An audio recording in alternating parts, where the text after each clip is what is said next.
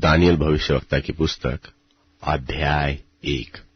Daniel अध्याय 1।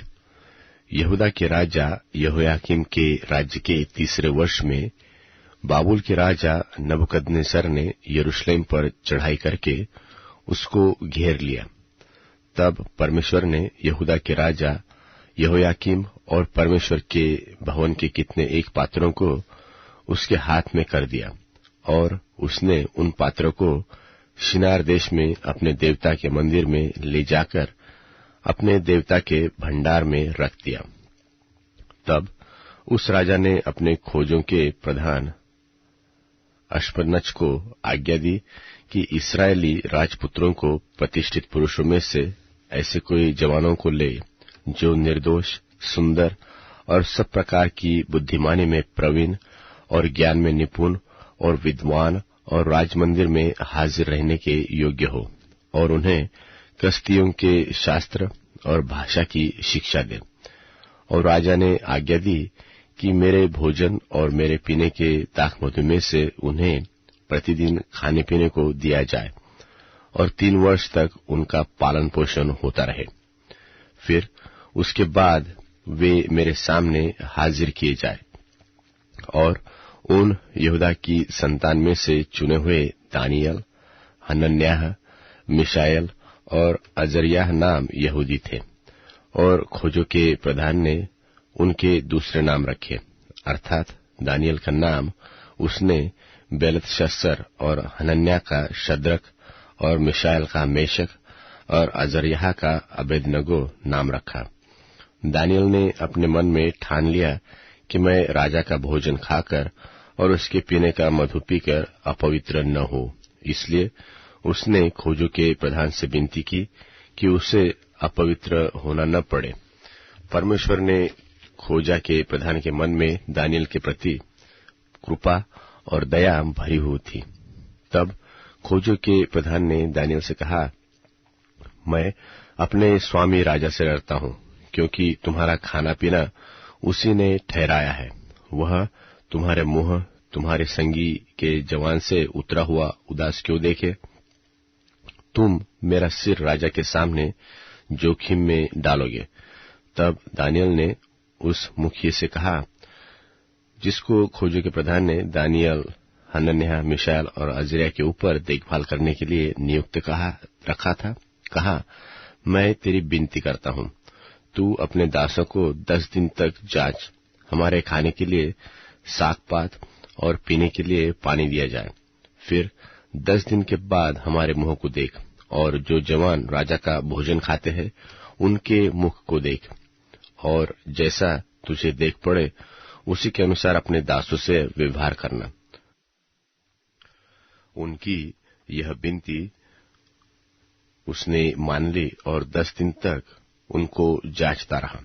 10 दिन के बाद उनके मुंह राजा के भोजन के खाने वाले जवानों से अधिक अच्छे और चिकने देख पड़े।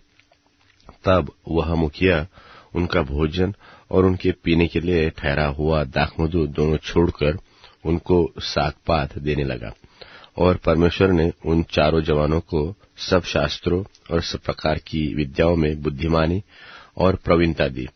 और दानियल सब प्रकार के दर्शन और स्वप्न के अर्थ का ज्ञानी हो गया।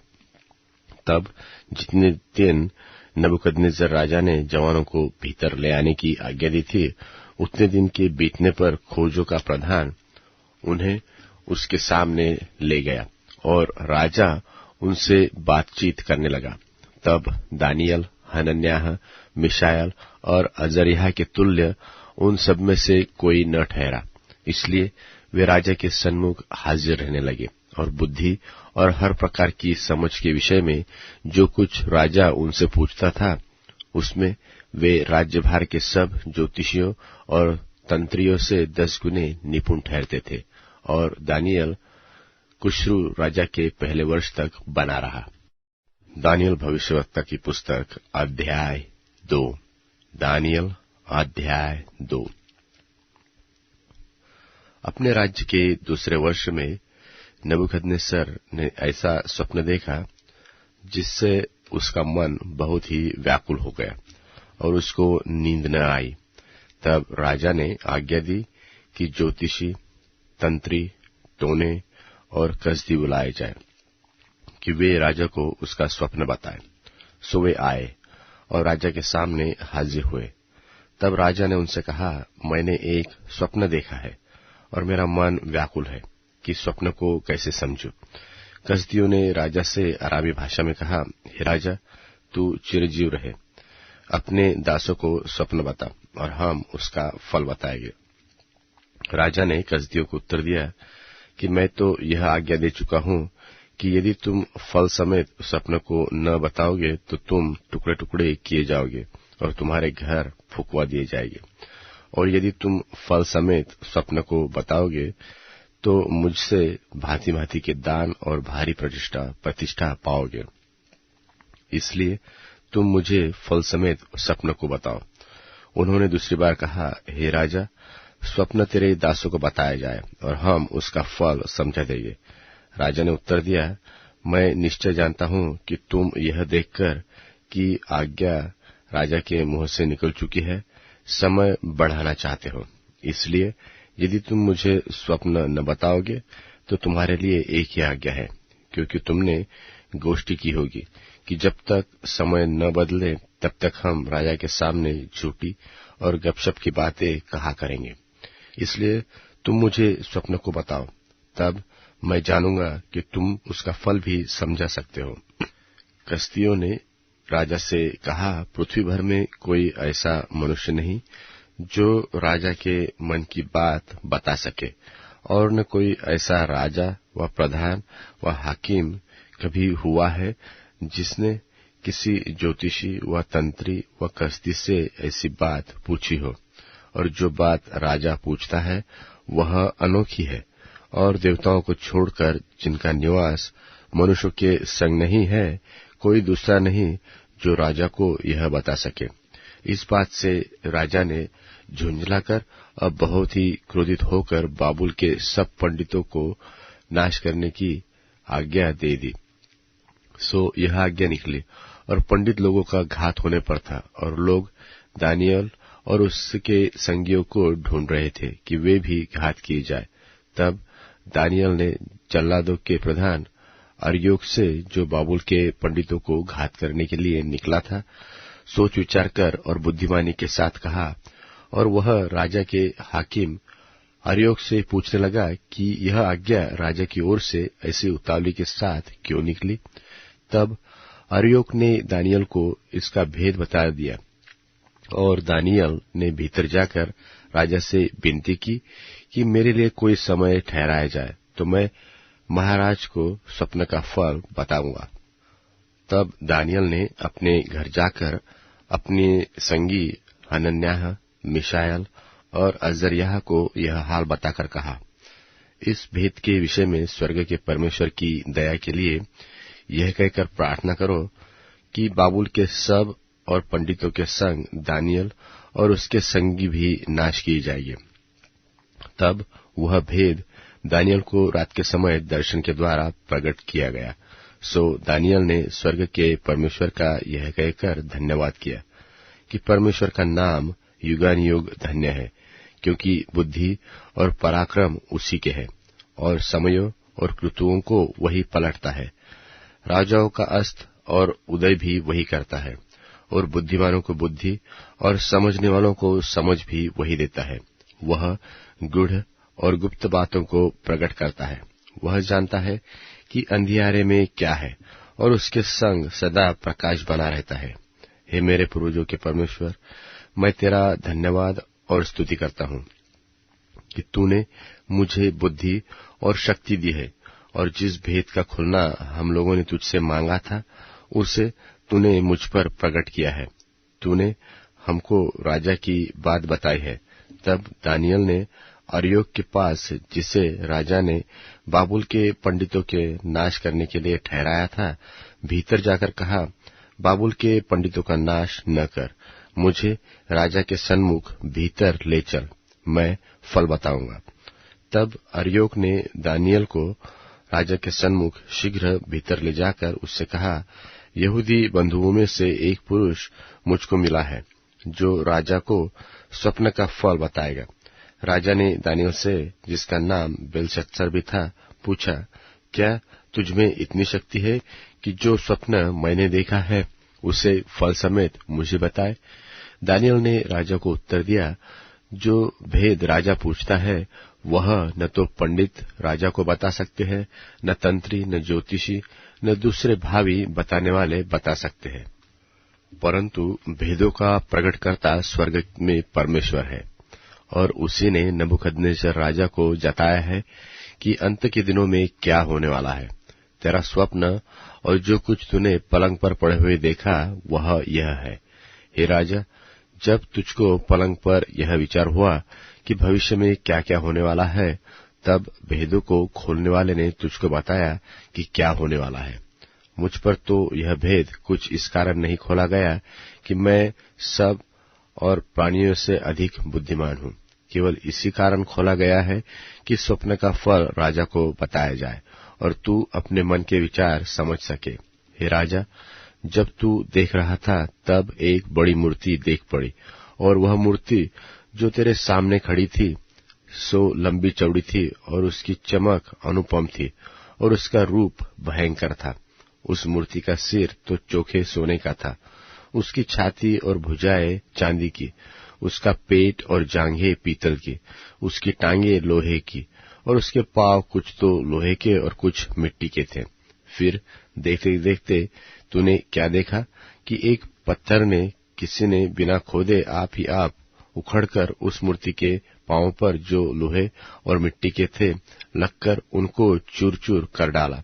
तब लोहा, मिट्टी, पीतल, चांदी और सोना भी सब चूर चूर हो गया, और धूपकाल में खलिहानों के भूसे की नाई हवा से ऐसे उड़ गया कि उसका कहीं पता न रहा। और वह पत्थर जो मूर्ति पर लगा था वह बड़ा पहाड़ बनकर सारी पृथ्वी में फैल गया। स्वप्न तो यूं ही हुआ, और अब उसका फल हम राजा को समझा देते हैं। हे राजा, तू महाराजाधिकारी है, क्योंकि स्वर्ग के परमेश्वर ने तुझको राज्य, सामर्थ, शक्ति और महिमा दी है, और जहाँ कहीं मनुष्य पाए जाते हैं वहाँ उसने उनको सबों को और मैदान के जीव जंतु और आकाश के पक्षी भी तेरे वश में कर दिए हैं, और तुझको उन सबका अधिकारी ठहराया है। यह सोने का सिर तू ही है, और तेरे बाद एक राज्य और उदय होगा जो तुझसे छोटा होगा। फिर भी एक और तीसरा पीतल का सा राज्य होगा जिसमें सारी पृथ्वी आ जाएगी, और चौथा राज्य लोहे के तुल्य मजबूत होगा। लोहे से तो सब वस्तुएं चूर चूर हो जाती है और पीस जाती है, इसलिए जिस भांति लोहे से वे सब कुछ कुचल जाती है, उसी भांति उस चौथे राजा से सब कुछ चूर चूर होकर पीस जाएगा। और तूने जो मूर्ति के पांव और उसकी उंगलियों को देखा, जो कुछ कुम्हार की मिट्टी की और कुछ लोहे की थी, इससे वह चौथा राज्य बटा हुआ होगा। तो भी उसमें लोहे का सा कड़ापन होगा, जैसे कि तूने कुम्हार की मिट्टी के संग लोहा भी मिला हुआ देखा। और पांव की उंगलियां कुछ तो लोहे की और कुछ मिट्टी की थी। इसका फल यह है कि वह राज्य कुछ तो दृढ़ और निर्बल होगा। और तूने जो लोहे को कुम्हार की मिट्टी के संग मिला हुआ देखा, इसका फल यह है कि उस राज्य के लोग नीच मनुष्यों से मिले जुले तो रहेंगे, परंतु जैसे लोहा मिट्टी के साथ मेल नहीं खाता, वैसे ही वे दोनों भी एक बने रहेंगे। और उन राजाओं के दिनों में स्वर्ग का परमेश्वर एक ऐसा राज्य उदय करेगा जो अनंत काल तक न टूटेगा और न किसी दूसरी जाति के हाथ में किया जाएगा, वरन वह उन सब राज्यों को चूर चूर करेगा और उनका अंत कर डालेगा, और वह आप स्थिर रहेगा। तूने जो देखा कि एक पत्थर किसी के हाथ के बिन खोदे पहाड़ में से उखड़ा, और उसने लोहे, पीतल, मिट्टी, चांदी और सोने को चूर चूर किया, इसी रीति से महान परमेश्वर ने राजा को जताया कि इसके बाद क्या क्या होने वाला है, और न स्वप्न में न उसके फल में कुछ संदेह है। इतना सुनकर नबूकदनेस्सर राजा ने मुंह के बल गिरकर दानियल को दंडवत किया और आज्ञा दी कि इसको भेंट चढ़ाओ और इसके सामने सुगंध वस्तु जलाओ। फिर राजा ने दानियल से कहा, सच तो यह है कि तुम लोगों का परमेश्वर सब ईश्वरों का परमेश्वर है और राजाओं का राजा भेदों का खोलने वाला है, इसलिए तू यह भेद प्रकट कर पाया। तब राजा ने दानियल का पद बड़ा किया और उसको बहुत से बड़े बड़े दान दिए और यह आज्ञा दी कि वह बाबुल के सारे प्रांत पर हाकिम और बाबुल के सब पंडितों पर मुख्य प्रधान बने। तब दानियल के विनती करने से राजा ने शद्रक, मेशक और अबेदनगो को बाबुल के प्रांत के कार्य के ऊपर नियुक्त कर दिया, परंतु दानियल आप ही राजा के दरबार में रहा करता था। दानियल अध्याय 3। दानियल भविष्यवक्ता की पुस्तक अध्याय 3। नबूकदनेस्सर राजा ने सोने की एक मूरत बनवाई, जिसकी ऊंचाई 60 हाथ और चौड़ाई 6 हाथ की थी, और उसने उसको बाबुल के प्रांत के दूरा नाम मैदान में खड़ा करवाया। तब नबूकदनेस्सर राजा ने अधिपतियों, हाकिमों, गवर्नरों, जजों और खजांचियों, न्यायियों, शास्त्रियों आदि प्रांत प्रांत के सब अधिकारियों को बुलवा भेजा कि वे उस मूरत की प्रतिष्ठा में जो उसने खड़ी करवाई थी आए। तब अधिपति, हाकिम, गवर्नर, जज, खजांची, न्यायी, शास्त्री आदि प्रांत प्रांत के सब अधिकारी नबूकदनेस्सर राजा की खड़ी कराई मूरत की प्रतिष्ठा के लिए इकट्ठे हुए और उस मूरत के सामने खड़े हुए। तब ढिंढोरिये ने ऊंचे शब्द से पुकार कर कहा, हे देश देश और जाति जाति के लोगों और भिन्न भिन्न भाषा बोलने वालों, तुमको यह आज्ञा सुनाई जाती है कि जिस समय तुम नरसिंगे, बांसुली, वीणा, सारंगी, सितार, शहनाई आदि सब प्रकार के बाजों का शब्द सुनो, उसी समय गिरकर नबूकदनेस्सर राजा की खड़ी कराई हुई सोने की मूरत को दंडवत करो, और जो कोई गिरकर दंडवत न करेगा वह उसी घड़ी धधकते हुए भट्टे के बीच में डाल दिया जाएगा। इस कारण उस समय जो ही सब जाति के लोगों को नरसिंगे, बांसुली, पीना, सारंगी, सितार, शहनाई आदि शब्द प्रकार के बाजों का शब्द सुन पड़ा, त्यों ही देश देश और जाति जाति के लोगों और भिन्न भिन्न भाषा बोलने वालों ने गिरकर उस सोने की मूरत को जो नबूकदनेस्सर राजा ने खड़ी कराई थी दंडवत की।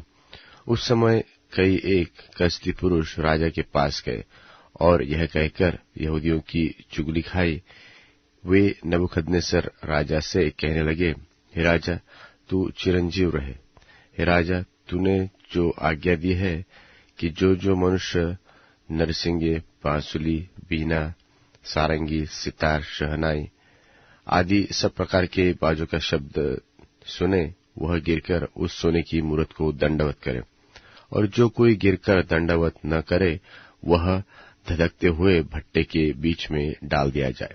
देख, शद्रक, मेशक और अबेदनगो नाम कुछ यहूदी पुरुष है, जिन्हें तूने बाबुल के प्रांत के कार्य के ऊपर नियुक्त किया है। और उन पुरुषों ने, हे राजा, तेरी आज्ञा की कुछ चिंता नहीं की।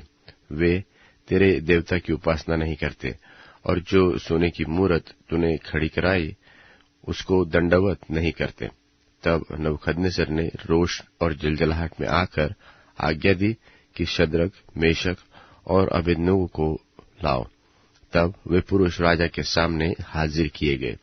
नबूकदनेस्सर ने उनसे पूछा, हे शद्रक, मेशक और अबेदनगो, तुम लोग जो मेरे देवता की उपासना नहीं करते और मेरी खड़ी कराई हुई सोने की मूरत को दंडवत नहीं करते, सो क्या तुम जानबूझकर ऐसा करते हो?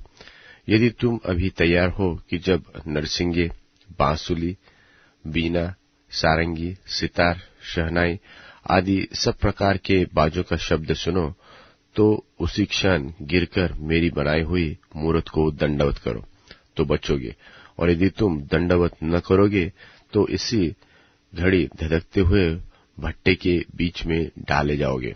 फिर ऐसा कौन देवता है जो तुमको मेरे हाथ से छुड़ा सके?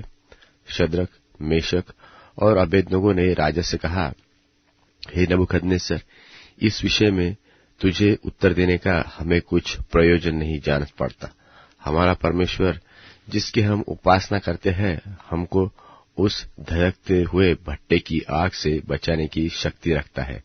वरन हे राजा, वह हमें तेरे हाथ से भी छुड़ा सकता है।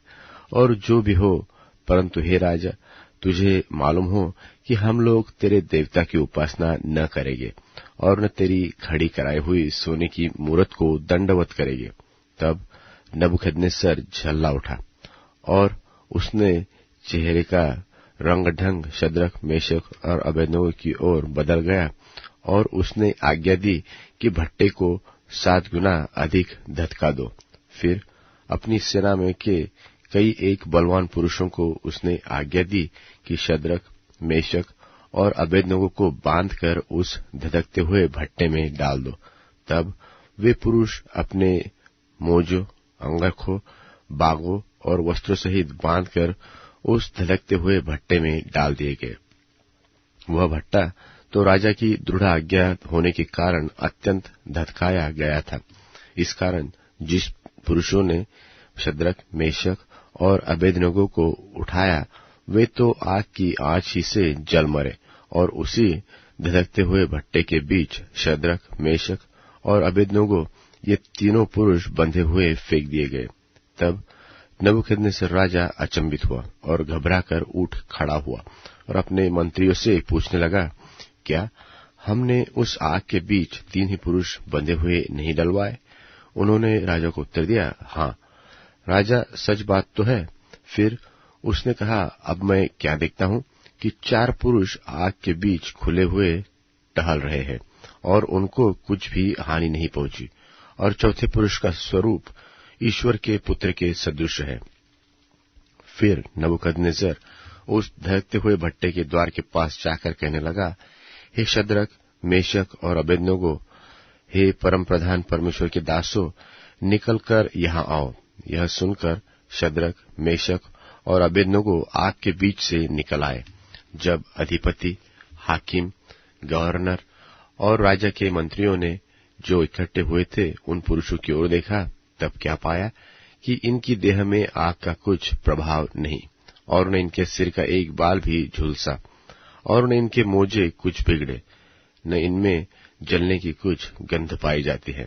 नबूकदनेस्सर कहने लगा, धन्य है शद्रक, मेशक और अबेदनगो का परमेश्वर, जिसने अपना दूत भेजकर इन दासों को इसलिए बचाया कि इन्होंने राजा की आज्ञा न मानकर उसी पर भरोसा रखा, वरन यह सोचकर अपना शरीर भी अर्पण किया कि हम अपने परमेश्वर को छोड़ किसी देवता की उपासना व दंडवत न करेंगे।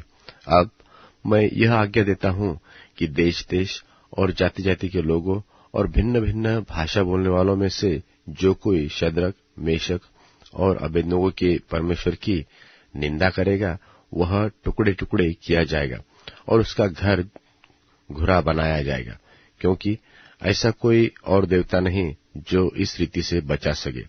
तब राजा ने बाबुल के प्रांत में शद्रक, मेशक और अबेदनगो का पद ऊंचा किया। दानियल भविष्यवक्ता की पुस्तक अध्याय 4। दानियल भविष्यवक्ता की पुस्तक अध्याय 4।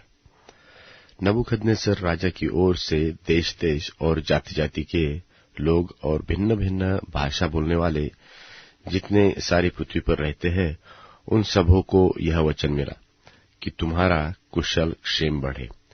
तुमको अच्छा लगा कि परम प्रधान परमेश्वर ने मुझे जो जो चिन्ह और चमत्कार दिए हैं उनको प्रकट करो। उसके दिखाए हुए चिन्ह क्या ही बड़े और उसके चमत्कारों में क्या ही बड़ी शक्ति प्रकट होती है। उसका राज्य तो सदा का और उसकी प्रभुता पीढ़ी से पीढ़ी तक बनी रहती है। मैं नबूकदनेस्सर अपने भवन में जिसमें रहता था चैन से और प्रफुल्लित रहता था। मैंने ऐसा स्वप्न देखा जिसके कारण मैं डर गया और पलंग पर पड़े पड़े जो विचार मेरे मन में आए और जो बातें मैंने देखी उनके कारण मैं घबरा गया था। तब मैंने आज्ञा दी कि बाबुल के सब पंडित मेरे स्वप्न का फल मुझे बताने के लिए मेरे सामने हाजिर किए जाए। तब ज्योतिषी, तंत्री, कसदी और होनहार बताने वाले भीतर आए और मैंने उनको अपना स्वप्न बताया, परंतु वे उसका फल न बता सके। निदान दानियेल मेरे सन्मुख आया, जिसका नाम मेरे देवता के नाम के कारण बेलतशस्सर रखा गया था और जिसमें पवित्र परमेश्वर की आत्मा रहती है। और मैंने उसको अपना स्वप्न यह कहकर बताया कि हे बेलतशस्सर, तू तो सब ज्योतिषियों का प्रधान है। मैं जानता हूं कि तुझ में पवित्र परमेश्वर की आत्मा रहती है और तू किसी भेद के कारण नहीं घबराता। इसलिए जो स्वप्न मैं देखा है उसे फल समेत तुझे बताकर मुझे समझा दे। पलंग पर जो दर्शन मैंने पाया वह यह है, अर्थात मैंने क्या देखा कि पृथ्वी के बीचों बीच एक वृक्ष लगा है, जिसकी ऊंचाई बहुत बड़ी है। वह वृक्ष बढ़ बढ़कर दृढ़ हो गया, उसकी ऊंचाई स्वर्ग तक पहुंची और वह सारी पृथ्वी की छोर तक देख पड़ता है। उसके पत्ते सुंदर है और उसके फल बहुत है, यहाँ तक कि उसमें सबों के लिए भोजन है। उसके नीचे मैदान के सब पशुओं को छाया मिलती है और उसकी डालियां में सब आकाश की चिड़िया बसेरा करती है और सब प्राणी उसके आहार पाते हैं। मैंने पलंग पर दर्शन पाते समय क्या देखा कि एक पवित्र पहरुआ स्वर्ग से उतर आया।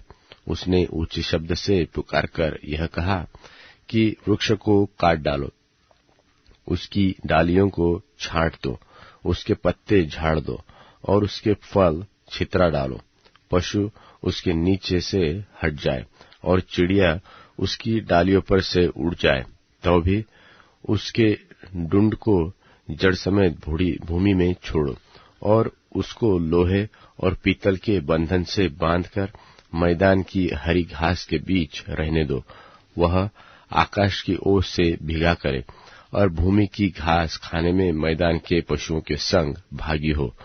उसका मन बदले और मनुष्य का न रहे, पशु ही का सा बन जाए और 7 काल उस पर बीतने पाए। यह नियम पहरुओं के निर्णय से और यह बात पवित्र लोगों के वचन से निकली। और उसकी यह मनसा है कि जो जीवित है सो जान ले कि परम प्रधान परमेश्वर मनुष्यों के राज्य में प्रभुता करता है और उसको जिसे चाहे उसे देता है, और तब उस पर नीच से नीच जाति को भी नियुक्त कर देता है। मुझ नबूकदनेस्सर राजा ने यही स्वप्न देखा। सो हे बेलतशस्सर, तू इसका फल बता, क्योंकि मेरे राज्य में कोई और पंडित तो इसका फल मुझे समझा नहीं सकता, परंतु तुझमें तो पवित्र परमेश्वर की आत्मा रहती है, इस कारण तू उसे समझा सकता है। तब दानियेल, जिसका नाम बेलतशस्सर भी था, घड़ी भर घबराता रहा और सोचते सोचते व्याकुल हो गया। तब राजा कहने लगा, हे बेलतशस्सर, इस स्वप्न से व इसके फल से तू व्याकुल मत हो। बेलतशस्सर ने कहा, हे मेरे प्रभु, यह स्वप्न तेरे बैरियों पर और इसका अर्थ तेरे द्रोहियों पर फले। जिस वृक्ष को तूने देखा, जो बड़ा और दृढ़ हो गया और जिसकी ऊंचाई स्वर्ग तक पहुंची और जो पृथ्वी भर फैल गया, जिसके पत्ते सुंदर और फल बहुत थे, जिसमें सबों के लिए भोजन था, जिसके नीचे मैदान के सब पशु रहते थे और जिसकी डालियों में आकाश की चिड़िया बसेरा करती थी। हे राजा, उसका अर्थ तू ही है। तू तो बड़ा और सामर्थी हो गया, तेरी महिमा बड़ी और स्वर्ग तक पहुंच गई और तेरी प्रभुता पृथ्वी की छोर तक फैल गई है। और हे राजा, तूने जो एक पवित्र पहरुए को स्वर्ग से उतरते और यह कहते देखा कि वृक्ष को काट डालो और उसका नाश करो, तो भी उसके ठुंड को जड़ समेत भूमि में छोड़ो और उसको लोहे और पीतल के बंधन से बांधकर मैदान की हरी घास के बीच में रहने दो। वह आकाश की ओर से भीगा करे और उसको मैदान के पशुओं के संग ही भाग मिले, और जब तक 7 युग पर उस पर बीत न चुके, तब तक उसकी ऐसी ही दशा रहे। हे राजा, इसका फल जो परम प्रधान ने ठाना है कि राजा पर घटे वह यह है कि तू मनुष्यों के बीच से निकाला जाएगा और मैदान के पशुओं के संग रहेगा और बैलों की नाई घास चरेगा और आकाश की ओस से भीगा करेगा और 7 युग तुझ पर बीतेंगे, जब तक कि तू न जान ले कि मनुष्यों के राज्य में परम प्रधान ही प्रभुता करता है और उसको वह जिसे चाहे उसे दे देता है और उस वृक्ष के ठुंड को जड़ समेत छोड़ने की आज्ञा जो हुई है। इसका फल यह है कि तेरा राज्य तेरे लिए बना रहेगा और जब तू जान लेगा कि जगत का प्रभु स्वर्ग ही में है, तब तू फिर से राज्य करने पाएगा। इस कारण हे राजा, मेरी यह सम्मति स्वीकार कर कि यदि तू पाप छोड़कर धर्म करने लगे और अधर्म छोड़कर दीनहीनों पर दया करने लगे, तो संभव है कि ऐसा करने से तेरा चयन बना रहे। यह सब कुछ नबूकदनेस्सर राजा पर घट गया। 12 महीने के बीतने पर जब वह बाबुल के राजभवन की छत पर टहल रहा था, तब वह कहने लगा, क्या यह बड़ा बाबुल नहीं है जिसे मैंने अपने बल और सामर्थ्य से राजनिवास होने को और अपने प्रताप की बढ़ाई के लिए बसाया है? यह वचन राजा के मुंह से निकलने भी न पाया था कि आकाशवाणी हुई कि हे राजा नबूकदनेस्सर, तेरे विषय में यह आज्ञा निकलती है कि राज्य तेरे हाथ से निकला गया है और तू मनुष्य के बीच से निकाला जाएगा और मैदान के पशु के संग रहेगा और बैलों की नाई घास चरेगा और 7 काल तुझ पर बीतेंगे, जब तक कि तू जान न ले कि परम प्रधान मनुष्यों के राज्य में प्रभुता करता है और उसको वह जिसे चाहे उसे देता है। उसी घड़ी यह वचन नबूकदनेस्सर के विषय में पूरा हुआ, अर्थात वह मनुष्यों में से निकाला गया और बैलों की नाई घास चरने लगा और उसकी देह आकाश की ओस से भीगती थी, यहाँ तक कि उसके बाल उका पक्षियों के परों के और उसके नाखून चिड़ियों के चंगुलों के समान बढ़ गए। उन दिनों के बीतने पर मुझ नबूकदनेस्सर ने अपनी आंखें स्वर्ग की ओर उठाई और मेरी बुद्धि फिर जो की त्यों हो गई। तब मैंने परम प्रधान को धन्य कहा और जो सदा जीवित है उसकी स्तुति और महिमा यह कहकर करने लगा कि उसकी प्रभुता सदा की है और उसका राज्य पीढ़ी से पीढ़ी तक बना रहता है और पृथ्वी के सब रहने वाले उसके सामने तुच्छ गिने जाएंगे और वह स्वर्ग की सेना और पृथ्वी के रहने वालों के बीच अपनी ही इच्छा के अनुसार काम करता है और कोई उसको रोककर उससे नहीं कह सकता कि तूने यह क्या किया है। उसी समय मेरी बुद्धि फिर जो की त्यों हो गई और मेरे राज्य की महिमा के लिए मेरा प्रताप और मुकुट मुझ पर फिर आ गया और मेरे मंत्री और प्रधान लोग मुझसे भेंट करने के लिए आने लगे और मैं अपने राज्य में स्थिर हो गया और मेरी विशेष प्रशंसा होने लगी।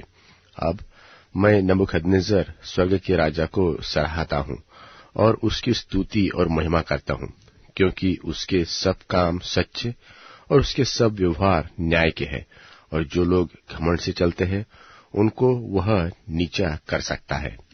दानियल भविष्यवक्ता की पुस्तक अध्याय 5। दानियल भविष्यवक्ता की पुस्तक अध्याय 5। बेलशत्सर नाम राजा ने अपने 1000 प्रधानों के लिए जेवनार की और उन 1000 लोगों के सामने दाख मधु पिया। दाख मधु पीते पीते बेलशत्सर ने आज्ञा दी कि सोने चांदी के जो पात्र मेरे पिता नबूकदनेस्सर ने यरूशलेम के मंदिर में से निकाले थे उन्हें ले आओ कि राजा अपने प्रधानों और रानियों और रखेलियों समेत उनमें से पिए। तब जो सोने के पात्र यरूशलेम में परमेश्वर के भवन के मंदिर में से निकाले गए थे वे लाए गए और राजा अपने प्रधानों और रानियों और रखेलियों समेत उनमें से पीने लगा। वे दाख मधु पीकर सोने चांदी पीतल लोहे काठ और पत्थर के देवताओं की स्तुति कर रहे थे कि उसी घड़ी मनुष्य के हाथ की सी कई उंगलियां निकलकर दीवट के सामने राजमंदिर की भीत के चूने पर कुछ लिखने लगी, और हाथ का जो भाग लिख रहा था वह राजा को दिखाई पड़ा। उसे देखकर राजा भयभीत हो गया, और वह अपने सोच विचार में घबरा सा गया, और उसकी कटी के जोड़ ढीले हो गए, और कपीते कांपते उसने घुटने एक दूसरे से लगने लगे। तब राजा ने ऊंचे शब्द से पुकारकर तंत्रियों, कसदियों और होनहार बताने वालों को हाजिर करवाने की आज्ञा दी। जब बाबुल के पंडित पास आए, तब राजा उनसे कहने लगा, जो कोई वह लिखा हुआ पढ़कर उसका अर्थ मुझे समझाए, उसे बैंजनी रंग का वस्त्र और उसके गले में सोने की कंठमाला पहनाया जाएगा, और मेरे राज्य में तीसरा वही प्रभुता करेगा। तब राजा ने सब पंडित लोग भीतर तो आए, परंतु उस लिखे हुए को पढ़ न सके, और न राजा को उसका अर्थ समझा सके। इस पर बेलशस्सर राजा निपट घबरा गया, और वह भयातुर हो गया, और उसके प्रधान भी बहुत व्याकुल हो गए। राजा और प्रधानों के वचनों का हाल सुनकर रानी जीवनार के घर में आई और कहने लगी, हे राजा, तू युग युग जीवित रहे, मन में न घबरा और न उदास हो, क्योंकि तेरे राज्य में दानियल एक पुरुष है, जिसका नाम तेरे पिता ने बेलशस्सर रखा था। उसमें पवित्र ईश्वरों की आत्मा रहती है, और उस राजा के दिनों में प्रकाश, प्रवीणता और ईश्वरों के तुल्य बुद्धि उसमें पाई गई। और हे राजा, तेरा पिता जो राजा था, उसने उसको सब ज्योतिषियों, तंत्रियों, कसदियों और होनहार बताने वालों का प्रधान ठहराया था, क्योंकि उसमें उत्तम आत्मा, ज्ञान और प्रवीणता और स्वप्नों का फल बताने और पहेलियां खोलने और संदेह दूर करने की शक्ति पाई गई। इसलिए अब दानियल बुलाया जाए, और वह इसका अर्थ बताएगा। तब दानियल राजा के सामने भीतर बुलाया गया। राजा दानियल से पूछने लगा कि क्या तू वही दानियल है जो मेरे पिता नबूकदनेस्सर राजा के यहूदा देश से लाए हुए यहूदी बंधुओं में से है? मैंने तो तेरे विषय में सुना है कि ईश्वर की आत्मा तुझ में रहती है, और प्रकाश, प्रवीणता और उत्तम बुद्धि तुझ में पाई जाती है। देख, अभी पंडित और तंत्री लोग मेरे सामने इसलिए लाए गए थे कि यह लिखा हुआ पढ़े और उसका अर्थ मुझे बताए, परंतु वे तो उस बात का अर्थ न समझा सके। परंतु मैंने तेरे विषय में सुना है कि दानियल भेद खोल सकता है और संदेह दूर कर सकता है। इसलिए अब यदि तू उस लिखे हुए को पढ़ सके और उसका अर्थ भी मुझे समझा सके, तो मैं तुझे बैंजनी रंग का वस्त्र और तेरे गले में सोने की कंठमाला पहनाया जाएगा, और राज्य में तीसरा तू ही प्रभुता करेगा। दानियल ने राजा से कहा, अपने दान अपने पास ही रख, और जो बदला तू देना चाहता है वह दूसरे को दे। मैं वह लिखी हुई बात राजा को पढ़ सुनाऊंगा, और उसका अर्थ भी तुझे समझाऊंगा। हे राजा, परम प्रधान परमेश्वर ने तेरे पिता नबूकदनेस्सर को राज्य, बड़ाई, प्रतिष्ठा और प्रताप दिया था, और उस बड़ाई के कारण जो उसने उसको दी थी, देश देश और जाति जाति के सब लोग और भिन्न भिन्न भाषा बोलने वाले उसके सामने कांपते और थरथराते थे। जिसको वह चाहता उसे वह घात करता था, और जिसको वह चाहता उसे वह जीवित रखता था। जिसको वह चाहता उसे वह ऊंचा पद देता था, और जिसको वह चाहता उसे वह गिरा देता था। निदान जब उसका मन फूल उठा और उसकी आत्मा कठोर हो गई, यहाँ तक कि वह अभिमान करने लगा, तब वह अपने राज्य सिंहासन पर से उतर गया, और उसकी प्रतिष्ठा भंग की गई, और वह मनुष्य में से निकाला गया, और उसका मन पशुओं का सा, और उसका निवास जंगली गधों के बीच हो गया, और वह बैलों की नाई घास चरता, और उसका शरीर आकाश की ओर से भीगा करता था, जब तक कि उसने जान न लिया कि परम प्रधान परमेश्वर मनुष्यों के राज्य में प्रभुता करता है और जिसे चाहता उसी को उस पर अधिकारी ठहराता है। तो भी हे बेलशस्सर, तू जो उसका पुत्र है, यद्यपि यह सब कुछ जानता था, तो भी तेरा मन नम्र न हुआ, वरन तूने स्वर्ग के प्रभु के विरुद्ध सिर उठाकर उसके भवन के पात्र मंगवाकर अपने सामने धरवा लिए और अपने प्रधानों और रानियों और रखेलियों समेत तूने उनमें दाख मधु पिया और चांदी, सोने, पीतल, लोहे, काठ और पत्थर के देवता, जो न देखते न सुनते न कुछ जानते हैं, उनकी तो स्तुति की, परंतु परमेश्वर जिसके हाथ में तेरा प्राण है और जिसके वश में तेरा सब चलना फिरना है, उसका सम्मान तूने नहीं किया। यही वह हाथ का एक भाग उसी ओर से प्रकट किया गया है और वे शब्द लिखे गए हैं। और जो शब्द लिखे गए हैं अर्थात मने मने तकेल उपसिन, इस वाक्य का अर्थ यह है, मने अर्थात परमेश्वर ने तेरे राज्य के दिन गिनकर उसका अंत कर दिया है। तकेल, तू मानो तराजू में तौला गया है और हल्का पाया गया है। परेश अर्थात तेरा राज्य बांटकर मादियों और फारसियों को दिया गया है। तब बेलशस्सर ने आज्ञा दी और दानियल को बैंजनी रंग का वस्त्र और उसके गले में सोने की कंठमाला पहनाया गया और ढिंढोरियों से उससे विषय में पुकारा कि राज्य में तीसरा दानियल ही प्रभुता करेगा। उसी रात को कसदियों का राजा बेलशस्सर मार डाला गया और दारा मादी, जो कोई 62 वर्ष का था, राजगद्दी पर विराजमान हुआ। दानियल भविष्यवक्ता की पुस्तक अध्याय 6। दानियल अध्याय 6। दारा को यह अच्छा लगा कि अपने राज्य के ऊपर 120 ऐसे अधिपति ठहराए जो पूरे राज्य में अधिकार रखे, और उनके ऊपर उसने 3 अध्यक्ष, जिनमें से दानियल एक था, इसलिए ठहराए कि ये उन अधिपतियों से लेखा लिया करे और इस रीति राजा की कुछ हानि न होने पाए। जब यह देखा गया कि दानियल में उत्तम आत्मा रहती है, तब उसको उन अध्यक्षों और अधिपतियों से अधिक प्रतिष्ठा मिली। वरन राजा यह भी सोचता था कि उसको सारे राज्य के ऊपर ठहराऊंगा।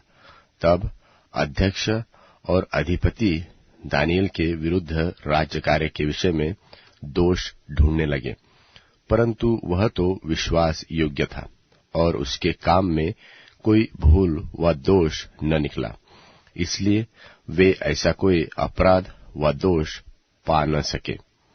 तब वे लोग कहने लगे, हम उस दानियल के परमेश्वर की व्यवस्था को छोड़ और किसी विषय में उसके विरुद्ध कोई दोष न पा सकेंगे। तब वे अध्यक्ष और अधिपति राजा के पास उतावली से आए और उससे कहा, हे राजा दारा, तू युग युग जीवित रहे। राज्य के सारे अध्यक्षों ने और हाकिमों, अधिपतियों, न्यायियों और गवर्नरों ने भी आपस में सम्मति की है कि राजा ऐसी आज्ञा दे और ऐसी कड़ी आज्ञा निकाले कि 30 दिन तक जो कोई, हे राजा, तुझे छोड़ किसी और मनुष्य से व देवता से विनती करे, वह सिंहों की मांद में डाल दिया जाए। इसलिए अब हे राजा ऐसी आज्ञा दे और इस पत्र पर हस्ताक्षर कर, जिससे यह बात मादियों और फारसियों की अटकल व्यवस्था के अनुसार अदल बदल न हो सके। तब राजा दारा ने उस आज्ञा पत्र पर हस्ताक्षर कर दिया। जब दानियल को मालूम हुआ कि उस पत्र पर हस्ताक्षर किया गया है, तब वह अपने घर में गया, जिसकी उपरोटी कठोरी की खिड़कियां यरूशलेम के सामने खुली रहती थी, और अपनी रीति के अनुसार जैसा वह दिन में 3 बार अपने परमेश्वर के सामने घुटने टेक कर प्रार्थना और धन्यवाद करता था, वैसा ही तब भी करता रहा। तब उन पुरुषों ने उतावली से आकर दानियल को अपने परमेश्वर के सामने विनती करते और गिड़गिड़ाते हुए पाया। सो वे राजा के पास जाकर उसकी आज्ञा पत्र के विषय में उससे कहने लगे कि हे राजा, क्या तूने ऐसी आज्ञा पत्र पर हस्ताक्षर नहीं किया कि 30 दिन तक जो कोई मुझे छोड़ किसी मनुष्य व देवता से विनती करेगा तो वह सिंहों की मांद में डाल दिया जाएगा? राजा ने उत्तर दिया, हाँ, मादियों और फारसियों की अटकल व्यवस्था के अनुसार यह बात स्थिर है। तब उन्होंने राजा से कहा, यहूदी बंधुओं में से जो दानियल है, उसने हे राजा न तो तेरी ओर कुछ ध्यान दिया और न तेरे हस्ताक्षर किए हुए आज्ञा पत्र की ओर। वह दिन में 3 बार विनती किया करता है। यह वचन सुनकर राजा बहुत उदास हो गया और दानियल के बचाव के उपाय सोचने लगा और सूर्य के अस्त होने तक उसके बचाने का यत्न करता रहा। तब वे पुरुष राजा के पास उतावली से आकर कहने लगे, हे राजा, तू जान रख कि मादियों और फरीसियों में यह व्यवस्था है कि जो मनाही व आज्ञा राजा ठहराए वह नहीं बदल सकती। तब राजा ने आज्ञा दी और दानियल लाकर सिंहों की मांद में डाल दिया गया। उस समय राजा ने दानियल से कहा, तेरा परमेश्वर जिसकी तू नित्य उपासना करता है वही तुझे बचाएगा। तब एक पत्थर लाकर उस गड्ढे के मुंह पर रखा गया और राजा ने उस पर अपनी अंगूठी से और अपने प्रधानों की अंगूठियों से मुहर लगा दी कि दानियल के विषय में कुछ बदलने न पाए। तब राजा अपने महल में चला गया और उस रात को बिना भोजन पड़ा रहा और उसके पास सुख विलास की कोई वस्तु नहीं पहुंचाई गई और नींद भी उसको नहीं आई। भोर को वह फटते ही राजा उठा और सिंहों के गड्ढे की ओर फुर्ती से चला गया।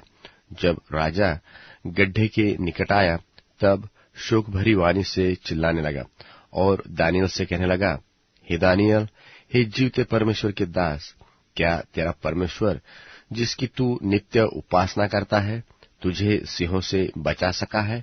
तब दानियल ने राजा से कहा, हे राजा, तू युग युग जीवित रहे। मेरे परमेश्वर ने अपना दूत भेजकर सिंहों के मुंह को ऐसा बंद कर दिया कि उन्होंने मेरी कुछ भी हानि नहीं की। इसका कारण यह है कि मैं उसके सामने निर्दोष पाया गया और हे राजा, तेरी भी मैंने कुछ हानि नहीं की।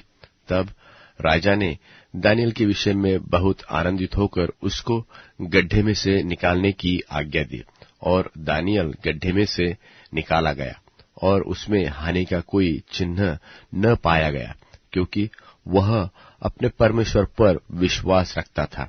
और राजा ने आज्ञा दी कि जिन पुरुषों ने दानियल की चुगली खाई थी वे अपने लड़के बालों और स्त्रियों समेत लाकर सिंहों के गड्ढे में डाल दिए जाए। और वे गड्ढे में की पेंदी तक न पहुंचे थे कि सिंहों ने उन पर झपटकर सब हड्डियों समेत उनको चबा डाला। तब दारा राजा ने सारी पृथ्वी के रहने वाले देश देश और जाति जाति के सब लोगों और भिन्न भिन्न भाषा बोलने वालों के पास यह लिखा कि तुम्हारा बहुत कुशल हो। मैं यह आज्ञा देता हूं कि जहां जहां मेरे राज्य का अधिकार है वहां वहां के लोग दानियल के परमेश्वर के सन्मुख कांपते और थरथराते रहे, क्योंकि जीवता और युगानुयुग तक रहने वाला परमेश्वर वही है। उसका राज्य अविनाशी और उसकी प्रभुता सदा स्थिर रहेगी। जिसने दानियल को सिंह से बचाया है वह बचाने और छुड़ाने वाला है और स्वर्ग में और पृथ्वी पर चिन्हों और चमत्कारों का प्रकट करने वाला है। और दानियल दारा और कुस्रू फारसी दोनों के राज्य के दिनों में भाग्यवान रहा। दानियल भविष्यवक्ता की पुस्तक अध्याय 7। दानियल अध्याय 7। बाबुल के राजा बेलशस्सर के पहले वर्ष में दानियल ने पलंग पर स्वप्न देखा। तब उसने वह स्वप्न लिखा और बातों का सारांश भी वर्णन किया। दानियल ने यह कहा कि मैंने रात को यह स्वप्न देखा कि महासागर पर चौमुखी आंधी चलने लगी। तब समुद्र में से 4 बड़े बड़े जीव जो एक दूसरे से भिन्न थे निकल आए। पहला जानवर सिंह के समान था और उसके उकाब के से पंख थे, और मेरे देखते देखते उसके पंखों पर नोचे गए और वह भूमि पर से उठाकर मनुष्य की नाई पांव के बल खड़ा किया गया और उसको मनुष्य का हृदय दिया गया। फिर मैंने एक और जीव देखा जो रीछ के समान था और एक पांजर के बल उठा हुआ था, और उसके मुंह में दांतों के बीच 3 पसूली थी, और लोग उससे कह रहे थे कि उठकर बहुत मांस खा। इसके बाद मैंने दृष्टि की और देखा कि चीते के समान एक और जीव जंतु है, जिसकी पीठ पर पक्षी के से 4 पंख है, और उस जंतु के 4 सिर है, और उसको अधिकार दिया गया। फिर इसके बाद मैंने स्वप्न में दृष्टि की और देखा कि चौथा एक भयंकर और डरावना और बहुत ही सामर्थी जीव है, और उसके लोहे के बड़े बड़े दांत है। वह सब कुछ खा डालता है और चूर चूर करता है, और जो बच जाता है उसे पैरों से रौंदता है, और वह पहले सब जानवरों से भिन्न है, और उसके 10 सींग है। मैं उन सींगों को ध्यान से देख रहा था, तो क्या देखा कि उनके बीच एक और छोटा सा सींग निकला, और इसके बल से उन पहले सींगों में से 3 उखाड़े गए। फिर मैंने क्या देखा कि इस सींग में मनुष्य की सी आंखें और बड़ा बोलने वाला मुंह भी है। मैंने देखते देखते अंत में क्या देखा कि सिंहासन रखे गए हैं, और कोई अति प्राचीन विराजमान हुआ, जिसका वस्त्र हिम सा उजल और सिर के बाल निर्मल ऊन सरीखे हैं। उसका सिंहासन अग्निमय और इसके पहले धधकती हुई आग के से देख पड़ते हैं। उस प्राचीन के सन्मुख से आग की धारा निकलकर बह रही है। फिर हजारों हजारों लोग उसकी सेवा टहल कर रहे हैं, और लाखों लाख लोग उसके सामने हाजिर है। फिर न्यायी बैठ गए और पुस्तकें खोली गई। उस समय उस सिंह का बड़ा बोल सुनकर मैं देखता रहा, और देखते देखते अंत में क्या देखा कि वह जानवर घात किया गया, और उसका शरीर धधकती हुई आग से भस्म किया गया, और रहे हुए जंतुओं का अधिकार ले लिया गया, परंतु उनका प्राण कुछ समय के लिए बचाया गया। मैंने रात में स्वप्न में दृष्टि की और देखा कि मनुष्य के संतान सा कोई आकाश के बादलों समेत आ रहा है, और वह उस अति प्राचीन के पास पहुंचा, और वे उसको उसके समीप लाए। तब उसको ऐसी प्रभुता, महिमा और राज्य दिया गया कि देश देश और जाति जाति के लोग और भिन्न भिन्न भाषा बोलने वाले सब उसके अधीन हो। उसकी प्रभुता सदा की और अटल, और उसका राज्य अविनाशी ठहरा। और मुझ दानियल का मन विकल हो गया, और जो कुछ मैंने देखा था उसके कारण मैं घबरा गया। तब जो लोग आसपास खड़े थे उनमें से एक के पास जाकर मैंने उन सारी बातों का भेद पूछा। उसने यह कहकर मुझे उन बातों का अर्थ बता दिया कि उन 4 बड़े बड़े जानवरों का अर्थ 4 राज्य है जो पृथ्वी पर उदय होंगे, परंतु परम प्रधान के पवित्र लोग राज्य को पाएंगे और युगान युग उनके अधिकारी बने रहेंगे। तब मेरे मन में यह इच्छा हुई कि उस चौथे जानवर का भेद भी जान लूं, जो और तीनों से भिन्न और अति भयंकर था। उसके दांत लोहे के और नख पीतल के थे। वह सब कुछ खा डालता और चूर चूर करता और बचे हुओं को पैरों से रौंद डालता था।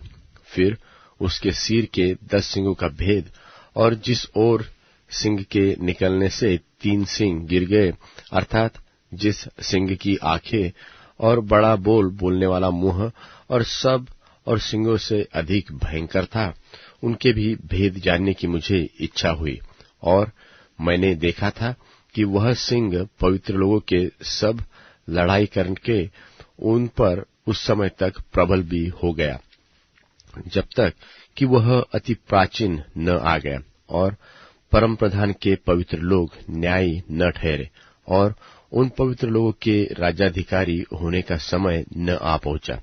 उसने कहा, उस चौथे जानवर का अर्थ एक और चौथा राज्य है, जो पृथ्वी पर होकर और सब राज्यों में भिन्न होगा और सारी पृथ्वी को नाश करेगा और दाव दाव कर चूर करेगा। और उन 10 सिंगों का अर्थ यह है कि उस राज्य में से 10 राजा उठेंगे, और उनके बाद उन पहलों से भिन्न एक और राजा उठेगा, जो 3 राजाओं को गिरा देगा, और वह परम प्रधान के विरुद्ध बातें करेगा और परम प्रधान के पवित्र लोगों को पीस डालेगा, और समयों और व्यवस्था के बदल देने की आशा करेगा।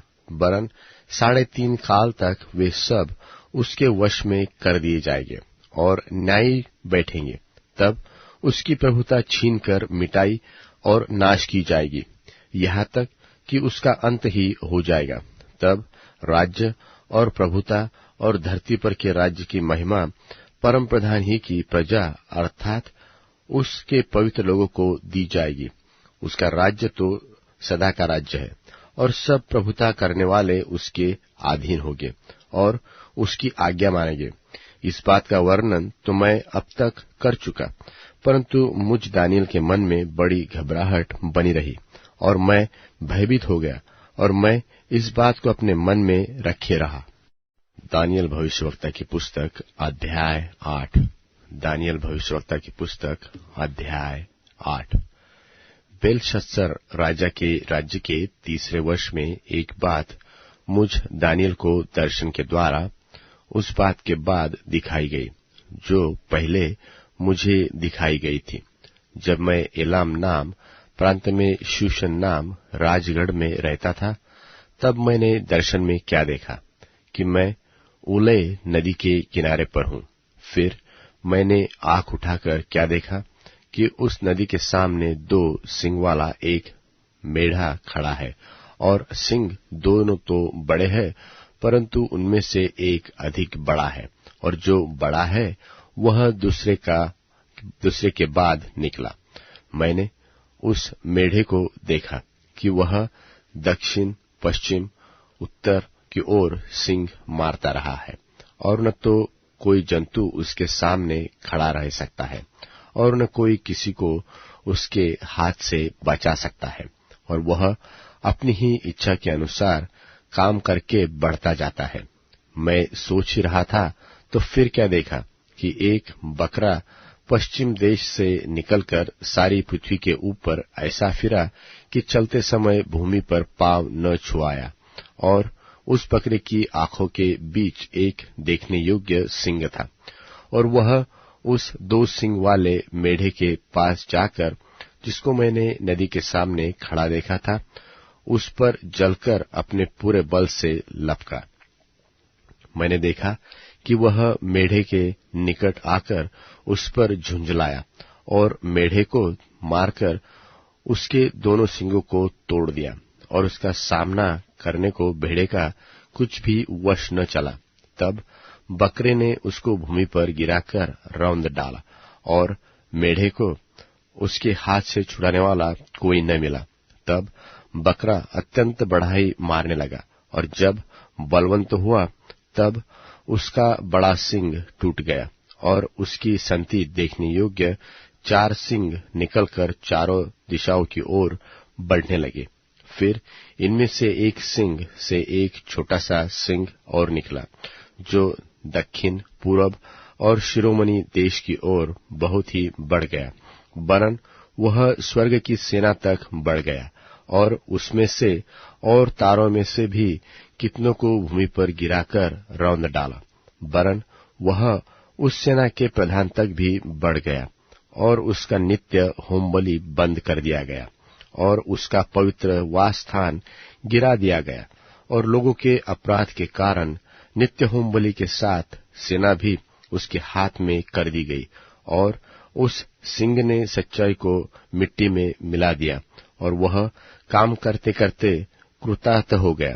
तब मैंने एक पवित्र जन को बोलते सुना।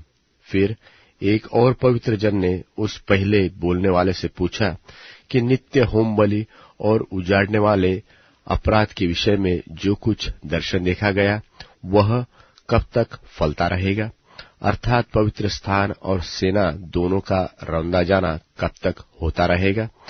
उसने मुझसे कहा, जब तक सांझ और सवेरा 2300 बार न हो तब तक वह होता रहेगा, तब पवित्र स्थान शुद्ध किया जाएगा। यह बात दर्शन में देखकर मैं दानियल इसके समझने का यत्न करने लगा। इतने में पुरुष का रूप धरे हुए कोई मेरे सन्मुख खड़ा हुआ देख पड़ा। तब मुझे उलय नदी के बीच से एक मनुष्य का शब्द सुन पड़ा, जो पुकार कर कहता था कि हे जिब्राइल, उस जन को उसकी देखी हुई बातें समझा दे। तब जहां मैं खड़ा था वह मेरे निकट आया, और उसके आते ही मैं घबरा गया और मुंह के बल गिर पड़ा। तब उसने मुझसे कहा, हे मनुष्य के संतान, उन देखी हुई बातों को समझ ले, क्योंकि उनका अर्थ अंत ही के समय में फलेगा। जब वह मुझसे बातें कर रहा था तब मैं अपना मुंह भूमि की ओर किए हुए भारी नींद में पड़ा था, परंतु उसने मुझे छूकर सीधा खड़ा किया। तब उसने कहा, क्रोध भड़कने के अंत के दिनों में जो कुछ होगा वह मैं तुझे जताता हूं, क्योंकि अंत के ठहराए हुए समय में वह सब पूरा हो जाएगा। जो 2 सींग वाला मेढ़ा तूने देखा है, उसका अर्थ मादियों और फरीसियों के राज्य से है, और वह रोआर बकरा यूनान का राज्य ठहरा है, और उसकी आंखों के बीच जो बड़ा सिंह निकला वह पहला राजा ठहरा, और वह सिंह जो टूट गया और उसकी संति 4 सिंह जो निकल आए। इसका अर्थ यह है कि उस जाति से 4 राज्य उदय तो होंगे, परंतु उनका बल उसका सा न होगा, और उन राज्यों के अंत समय में जब अपराधी पूरा बल पकड़ेंगे, तब क्रूर दृष्टि वाला और पहली उपजने वाला एक राजा उठेगा, और उसका सामर्थ्य बड़ा तो होगा, परंतु उस पहले राजा का सा नहीं, और अद्भुत रीति से लोगों को नाश करेगा और कृतार्थ होकर काम करता जाएगा, और सामर्थियों को और पवित्र लोगों के समुदाय को नाश करेगा, और उसकी चतुराई के कारण उसका छल सफल होगा, और वह मन में फूल कर निडर रहते हुए बहुत लोगों को नाश करेगा। वरन वह सब हाकिम के विरुद्ध भी खड़ा होगा, परंतु अंत को वह किसी के हाथ से बिना मार खाए टूट जाएगा। और अब सांझ और सवेरे के विषय में जो कुछ तूने देखा है और सुना है वह सच बात है, परंतु जो कुछ तूने दर्शन में देखा है उसे बंद रख, क्योंकि वह बहुत दिनों के बाद फलेगा। तब मुझ दानियल का बल जाता रहा और मैं कुछ दिन तक बीमार पड़ा रहा। तब मैं उठकर राजा का कामकाज फिर करने लगा, परंतु जो कुछ मैंने देखा था उससे मैं चकित रहा, क्योंकि उसका कोई समझाने वाला न रहा। दानियल भविष्यवक्ता की पुस्तक अध्याय 9। दानियल अध्याय 9। मादी क्षयर्ष का पुत्र दारा, जो कसदियों के देश पर राजा ठहराया गया था, उसके राज्य के पहले वर्ष में मुझ दानियल ने शास्त्र के द्वारा समझ लिया कि यरूशलेम की उजड़ी हुई दशा यहोवा के उस वचन के अनुसार जो यिर्मयाह नबी के पास पहुंचा था, कितने वर्षों के बीतने पर अर्थात 70 वर्ष के बाद पूरी हो जाएगी। तब मैं अपना मुख प्रभु परमेश्वर की ओर करके गिड़गिड़ाहट के साथ प्रार्थना करने लगा और उपवास कर टाट पहन राख में बैठकर वरदान मांगने लगा। मैंने अपने परमेश्वर यहोवा से इस प्रकार प्रार्थना की, और पाप का अंगीकार किया कि हे प्रभु, तू महान और भययोग्य परमेश्वर है, जो अपने प्रेम रखने वाले और आज्ञा मानने वालों के साथ अपनी वाचा को पूरा करता और करुणा करता रहता है। हम लोगों ने तो पाप, कुटिलता, दुष्टता और बलवा किया है और तेरी आज्ञाओं और नियमों को तोड़ दिया है। और तेरे जो दास नबी लोग हमारे राजाओं, हकीमों, पूर्वजों और सब साधारण लोगों से तेरे नाम से बातें करते थे, उनकी हमने नहीं सुनी। हे प्रभु, तू धर्मी है और हम लोगों को आज के दिन लज्जित होना पड़ता है, अर्थात यरूशलेम के निवासी आदि सब यहूदी, वरन क्या समीप क्या दूर के सब इस्राएली लोग, जिन्हें तूने उस विश्वासघात के कारण जो उन्होंने तेरा किया था, देश देश में बरबस कर दिया है, उन सबों को लज्जित होना ही है। हे यहोवा, हम लोगों ने जो अपने राजाओं, हकीमों और पूर्वजों समेत तेरे विरुद्ध पाप किया है, इस कारण हमको लज्जित होना पड़ता है। परंतु यद्यपि हम अपने परमेश्वर प्रभु से फिर गए, तो भी वह दया सागर और क्षमा की खानी है। हम तो अपने परमेश्वर यहोवा की शिक्षा सुनने पर भी, जो उसने अपने दास नबियों से हमको सुनवा दी, उस पर नहीं चले, वरन सब इस्राएलियों ने भी तेरी व्यवस्था का उल्लंघन किया और ऐसे हट गए कि तेरी नहीं सुनी। इस कारण जिस शाप की चर्चा परमेश्वर के दास मूसा की व्यवस्था में लिखी हुई है, वह शाप हम पर घट गया, क्योंकि हमने उसके विरुद्ध पाप किया है। इसलिए उसने हमारे और न्यायियों के विषय जो वचन कहे थे, उन्हें हम पर यह बड़ी विपत्ति डालकर पूरा किया है, यहाँ तक कि जैसी विपत्ति यरूशलेम पर पड़ी है, वैसी सारी धरती पर और कहीं नहीं पड़ी। जैसा मूसा की व्यवस्था में लिखा है, वैसा ही यह सारी विपत्ति हम पर आ पड़ी है। तो भी हम अपने परमेश्वर यहोवा को मनाने के लिए न तो अपने अधर्म के कामों से फिरे और न तो तेरी सत्य बातों में प्रवीणता प्राप्त की। इस कारण यहोवा ने सोच विचार कर हम पर विपत्ति डाली है, क्योंकि हमारा परमेश्वर यहोवा जितने काम करता है, उन सबों में धर्मी ठहरता है, परंतु हमने उसकी नहीं सुनी। और अब हे परमेश्वर, हे प्रभु, तूने तो अपनी प्रजा को मिस्र देश से बलि हाथ के द्वारा निकाल लाकर अपना ऐसा नाम बड़ा किया जो आज तक प्रसिद्ध है, परंतु हमने पाप किया है और दुष्टता की है। हे प्रभु, हमारे पापों और हमारे पुरखाओं के अधर्म के कामों के कारण तो यरूशलेम की और तेरी प्रजा की, हमारे आसपास के सब लोगों की ओर से नामधराई हो रही है। तो भी तू अपने सब धर्म के कामों के कारण अपना क्रोध और जलजलाहट अपने नगर यरूशलेम पर से, जो तेरे पवित्र पर्वत पर बसा है, उतार दे। हे हमारे परमेश्वर, अपने दास की प्रार्थना और गिड़गिड़ाहट सुनकर अपने उजड़े हुए पवित्र स्थान पर अपने मुख का प्रकाश चमका। हे प्रभु, अपने नाम के निमित्त यह कर। हे मेरे परमेश्वर, कान लगाकर सुन, आंखें खोलकर हमारी उजड़ी हुई दशा और उस नगर को भी देख जो तेरा कहलाता है, क्योंकि हम जो तेरे सामने गिड़गिड़ाकर प्रार्थना करते हैं, तो अपने धर्म के कामों पर नहीं, वरन तेरी बड़ी दया ही के कामों पर भरोसा रखकर करते हैं। हे प्रभु, सुन ले। हे प्रभु, पाप क्षमा कर। हे प्रभु, ध्यान देकर जो करना है उसे कर, विलंब न कर। हे मेरे परमेश्वर, तेरा नगर और तेरी प्रजा जो तेरी कहलाती है, इसलिए अपने नाम के निमित्त ही ऐसा कर।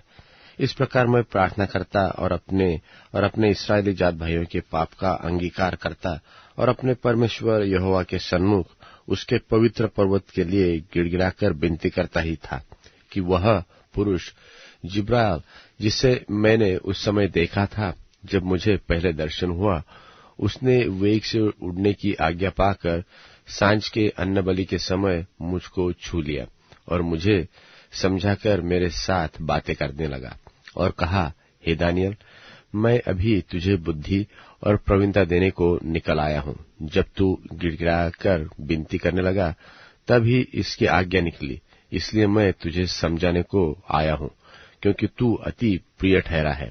इसलिए उस विषय को समझ ले और दर्शन की बात का अर्थ बूझ ले। तेरे लोगों और तेरे पवित्र नगर के लिए 70 सप्ताह ठहराए गए हैं कि उनके अंत तक अपराध का होना बंद हो और पापों का अंत और अधर्म का प्रायश्चित किया जाए और युग युग की धार्मिकता प्रकट हो और दर्शन की बात पर और भविष्यवाणी पर छाप दी जाए और परम पवित्र का अभिषेक किया जाए। सो यह जान और समझ ले कि यरूशलेम के फिर बसाने की आज्ञा के निकलने से लेकर अभिषिक्त प्रधान के समय तक 7 सप्ताह बीतेंगे। फिर 62 सप्ताहों के बीतने पर चौक और खाई समेत वह नगर कष्ट के समय में फिर बसाया जाएगा और उन 62 सप्ताहों के बीतने पर अभिषिक्त पुरुष नाश किया जाएगा और उसके हाथ कुछ न लगेगा। और आने वाले प्रधान की प्रजा नगर और पवित्र स्थान को नाश तो करेगी, परंतु उस प्रधान का अंत ऐसा होगा जैसा बाढ़ से होता है, तो भी उसके अंत तक लड़ाई होती रहेगी, क्योंकि उसका उजड़ जाना निश्चय ठाना गया है।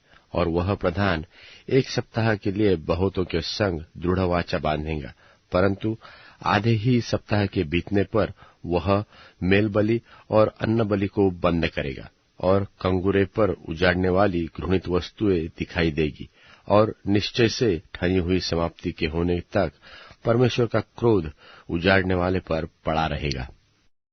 दानियल भविष्यवक्ता की पुस्तक अध्याय 10। दानियल भविष्यवक्ता की पुस्तक अध्याय 10। फारस देश के राजा कुस्रू के राज्य के 3रे वर्ष में दानियल पर, जो बेलतशस्सर भी कहलाता है, एक बात प्रकट की गई, और यह बात सच है कि बड़ा युद्ध होगा। उसने इस बात को बूझ लिया और इस देखी हुई बात की समझ उसको आ गई। उन दिनों में दानियल 3 सप्ताह तक शोक करता रहा। उन 3 सप्ताहों के पूरे होने तक मैंने न तो स्वादिष्ट भोजन किया और न मांस व दाख मधु अपने मुंह में रखा और न अपनी देह में कुछ भी तेल लगाया। फिर पहले महीने के 24वें दिन को मैं हिद्देकेल नाम नदी के तीर पर था। तब मैंने आंखें उठाकर क्या देखा कि सन का वस्त्र पहने हुए, उफाज देश के कुंदन से कमर बांधे हुए एक पुरुष खड़ा है। उसका शरीर फिरोजा के समान, उसका मुख बिजली की नाई और उसकी आंखें जलते हुए दीपक की सी थी। उसकी बाहें और पांव चमकाए हुए पीतल के से थे। उसके वचनों का शब्द भीड़ों के शब्द का सा था। उसको केवल मुझ दानियल ने ही देखा और मेरे संगी मनुष्यों को उसका कुछ भी दर्शन न हुआ, परंतु वे बहुत ही थरथराने लगे और छिपने के लिए भाग गए। तब मैं अकेला रहकर यह अद्भुत दर्शन देखता रहा। इससे मेरा बल जाता रहा और मैं भयातुर हो गया और मुझ में कुछ भी बल न रहा। तो भी मैंने उस पुरुष के वचनों का शब्द सुना, और जब वह मुझे सुन पड़ा तब मैं मुंह के बल गिर गया और गहरी नींद में भूमि पर औंधे मुंह पड़ा रहा। फिर किसी ने अपने हाथ से मेरी देह को छुआ और मुझे उठाकर घुटनों और हथेलियों के बल लड़खड़ाते बकैया बैठा दिया।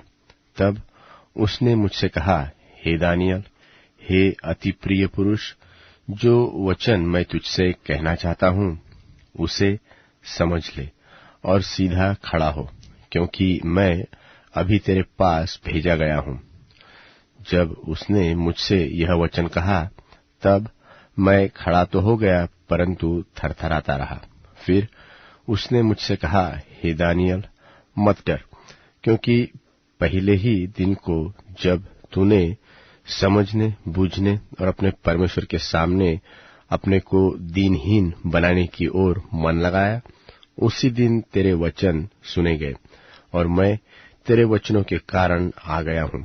फारस के राज्य का प्रधान तो 21 दिन तक मेरा सामना किए रहा, परंतु मिकायल नाम जो मुख्य प्रधानों में से है, वह मेरी सहायता के लिए आया। इसलिए फारस के राजाओं के पास मेरे रहने का प्रयोजन न रहा। और अब मैं तुझे समझाने आया हूं कि अंत के दिनों में तेरे लोगों की क्या दशा होगी, क्योंकि जो तूने दर्शन पाकर देखा है वह कुछ दिनों के बाद फलेगा। जब वह पुरुष मुझसे ऐसी बातें कह चुका, तब मैंने मुंह भूमि की ओर किया और चुपका सा रह गया। तब मनुष्य के संतान के समान किसी ने मेरे ओठ छुए और मैं मुंह खोलकर बोलने लगा, और जो मेरे सामने खड़ा था उससे कहा, हे मेरे प्रभु, दर्शन की बातों के कारण मुझको पीड़ा सी उठी और मुझमें कुछ भी बल नहीं रहा। सो प्रभु का दास अपने प्रभु के साथ क्यों कर बातें कर सके, क्योंकि मेरी देह में न तो कुछ बल रहा और न कुछ सांस ही रह गई। तब मनुष्य के समान किसी ने फिर मुझे छूकर मेरा हियाव बांधा और कहा, हे अति प्रिय पुरुष, मत डर, तुझे शांति मिले, तू दृढ़ हो और तेरा हियाव दृढ़ रहे। जब उसने यह कहा, तब मैंने हियाव बांधकर कहा, हे मेरे प्रभु, अब कह, क्योंकि तूने मेरा हियाव बांधा है। उससे कहा, मैं किस कारण तेरे पास आया हूं? क्या तू जानता है कि अब तो मैं फारस के प्रधान से लड़ने को लौटूंगा, और जब मैं निकलूंगा तब यूनान का प्रधान आएगा, और जो कुछ सच्ची बातों से भरी हुई पुस्तक में लिखा हुआ है वह मैं तुम्हें बताता हूं। और उन प्रधानों के विरुद्ध तुम्हारे प्रधान मिकायल को छोड़ मेरे संग स्थिर रहने वाला कोई भी नहीं है। दानियल भविष्यवक्ता की पुस्तक अध्याय 11। दानियल भविष्यवक्ता की पुस्तक अध्याय 11। और दारान नाम मादी राजा के राज्य के पहले वर्ष में उसको हियाव दिलाने और बल देने के लिए मैं ही खड़ा हो गया था। और अब मैं तुझको सच्ची बात बताता हूं कि फारस के राज्य में अब 3 और राजा उठेंगे, और चौथा राजा उन सबों से अधिक धनी होगा, और जब वह धन के कारण सामर्थ्य होगा, तब सब लोगों को यूनान के राज्य के विरुद्ध उभारेगा। उसके बाद एक पराक्रमी राजा उठकर अपना राज्य बहुत बढ़ाएगा और इच्छा के अनुसार काम किया करेगा।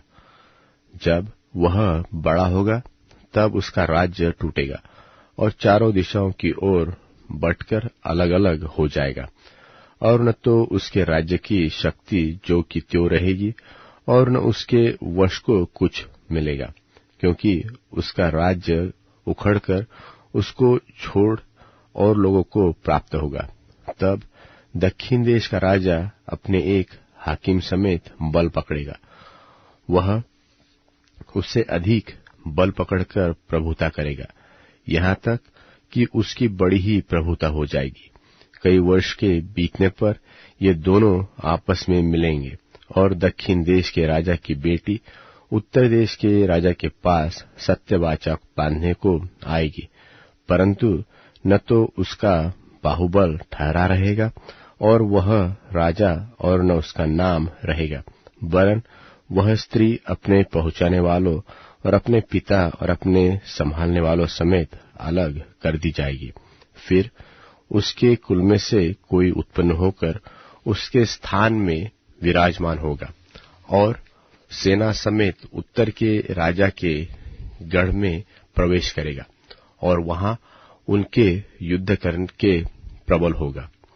तब वह उनके देवताओं की ढली हुई मूर्तों और सोने चांदी के मनभाव पात्रों को छीनकर मिस्र में ले जाएगा।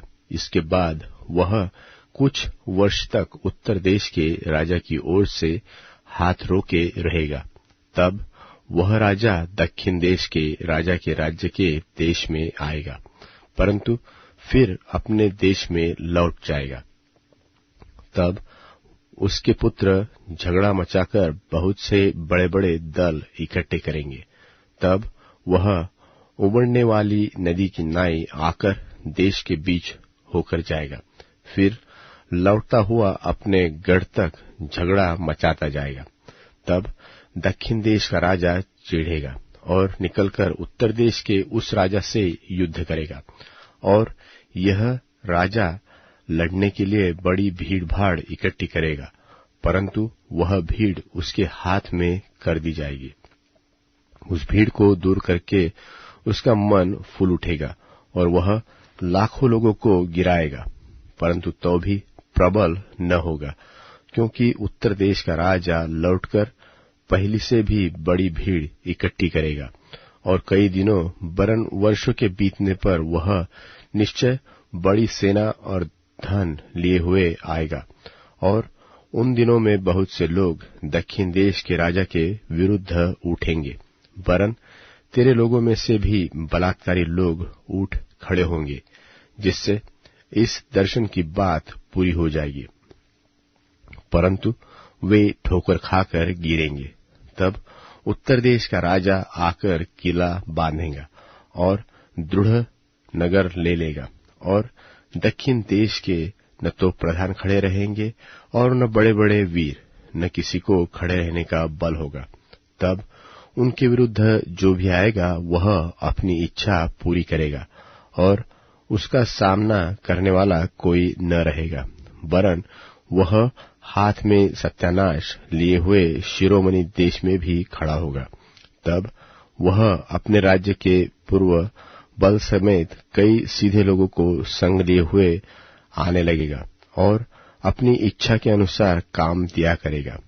और उसको एक स्त्री इसलिए दी जाएगी कि बिगाड़ी जाए, परंतु वह स्थिर न रहेगी, न उस राजा की होगी। तब वह द्वीपों की ओर मुंह करके बहुतों को ले लेगा, परंतु एक सेनापति उसकी की हुई नामधराई को मिटाएगा, वरन पलटाकर उसी के ऊपर लगा देगा। तब वह अपने देश के गढ़ों की ओर मुंह फेरेगा और वहां ठोकर खाकर गिरेगा, और उसका पता कहीं न रहेगा। तब उसके स्थान में ऐसा कोई उठेगा जो शिरोमणि राज्य में बरबस करने वाले को घुमाएगा, परंतु थोड़े दिन बीतने पर वह क्रोध व युद्ध किए बिना नाश हो जाएगा। फिर उसके स्थान में एक तुच्छ मनुष्य उठेगा, जिसकी राज प्रतिष्ठा पहले तो न होगी, तो भी वह चैन के समय आकर चिकनी चुपड़ी बातों के द्वारा राज्य को प्राप्त करेगा। तब उसकी भुजारूपी बाढ़ से लोग, वरन वाचा का प्रधान भी उसके सामने से बहकर नाश होंगे, क्योंकि वह उसके संग वाचा बांधने पर भी छल करेगा, और थोड़े ही लोगों को संग लिए हुए चढ़कर प्रबल होगा। चैन के समय वह प्रांत के उत्तम से उत्तम स्थानों पर चढ़ाई करेगा, और जो काम न उसके पुरखा और न उसके पुरखाओं के पुरखा करते थे, उससे वह करेगा, और लूटी छीनी धन संपत्ति उनमें बहुत बांटा करेगा, और वह कुछ काल तक दृढ़ नगरों के लेने की कल्पना करता रहेगा। तब दक्षिण देश के राजा के विरुद्ध बड़ी सेना लिए हुए अपने बल और हियाव को बढ़ाएगा, और दक्षिण देश का राजा अत्यंत बड़ी और सामर्थी सेना लिए हुए युद्ध तो करेगा, परंतु ठहर न सकेगा, क्योंकि लोग उसके विरुद्ध कल्पना करेंगे, वरन उसके भोजन के खाने वाले भी उसको हरवाएंगे। और यद्यपि उसकी सेना बाढ़ की नाई चढ़ेगी, तो भी उसके बहुत से लोग मर मिटेंगे। तब उन दोनों राजाओं के मन बुराई करने में लगेंगे, यहाँ तक कि वे एक ही मेज पर बैठे हुए भी आपस में झूठ बोलेंगे, और इससे कुछ बनना पड़ेगा, क्योंकि इन सब बातों का अंत नियत ही समय में होने वाला है। तब उत्तर देश का राजा बड़ी लूट लिए हुए अपने देश को लौटेगा, और उसका मन पवित्र वाचा के विरुद्ध उभरेगा, और वह अपनी इच्छा पूरी करके अपने देश को लौट जाएगा। नियत समय पर वह फिर दक्षिण देश की ओर जाएगा, परंतु उस अगली बार के समान इस बार भी उसका वश न चलेगा, क्योंकि कित्तियों के जहाज उसके विरुद्ध आएंगे। इसके लिए वह उदास होकर लौटेगा और पवित्र वाचा पर चिढ़कर अपनी इच्छा पूरी करेगा और लौटकर पवित्र वाचा के तोड़ने वालों की सुधि लेगा। तब उसके सहायक खड़े होकर दृढ़ पवित्र स्थान को अपवित्र करेंगे और नित्य होमबलि को बंद करेंगे और उजाड़ने वाली घृणित वस्तु को खड़ा करेंगे। और जो लोग दुष्ट होकर उस वाचा को तोड़ेंगे, उनको वह चिकनी चुपड़ी बातें कहाकर भक्तिहीन कर देगा। परंतु जो लोग अपने परमेश्वर का ज्ञान रखेंगे, वे हिया बांधकर बड़े काम करेंगे और लोगों के सिखाने वाले जन बहुतों को समझाएंगे। परंतु तलवार से छींचकर और आग में जलकर और बंधुए होकर और लूटकर बहुत दिन तक बड़े दुख में पड़े रहेंगे।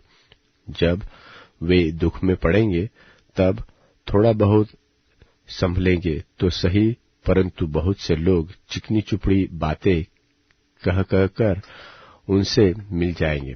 फिर सिखाने वालों में से कितने ही गिरेंगे और इसलिए गिरने पाएंगे कि जांचे जाए और निर्मल और उजले किए जाए।